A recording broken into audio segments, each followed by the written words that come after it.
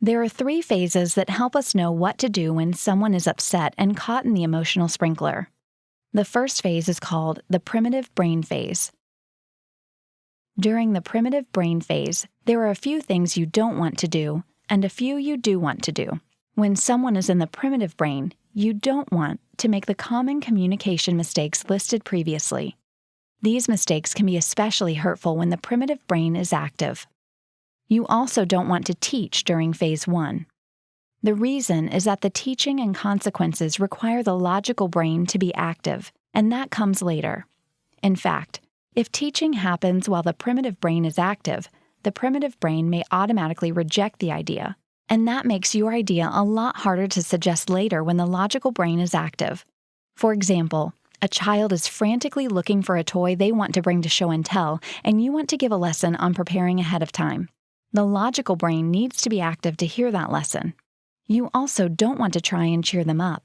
They need to have the experience of processing emotional moments. So what do you do?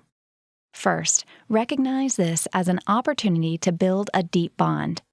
Think, they're in the emotional sprinkler and their primitive brain is active.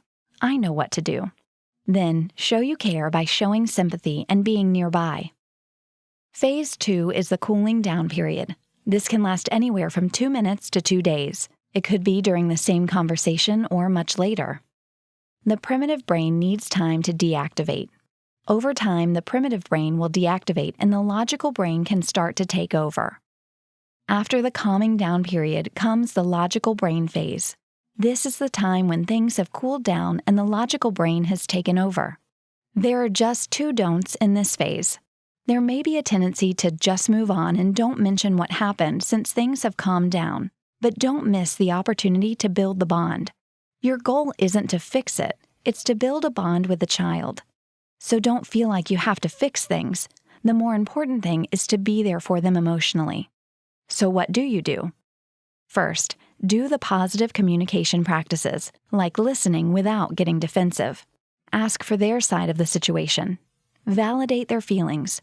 Try to put yourself in their shoes. Second, as long as the logical brain stays active, this is where you can give a little advice or teach a little bit. Third, one of the best things you can do is help them label and organize what they were feeling. To them, what happened probably feels like a jumbled mess. Help their logical brain by giving them a vocabulary to understand what they are feeling. Finally, this is the best time to remind of limits and family expectations, or impose consequences if necessary. So remember, when the sprinklers come on, your goal is not to fix things or make things go away. Your goal is to help them navigate on their journey from the primitive brain to the logical brain. The primitive brain needs to know that it is safe before it can turn off. This can take validating feelings, or kind words, or sympathetic talk and gestures. There will be a cooling down period which can take 2 minutes or 2 days. It could be during the same conversation or many conversations later. Finally, there is the logical phase, where we can talk logically about the situation and help organize feelings.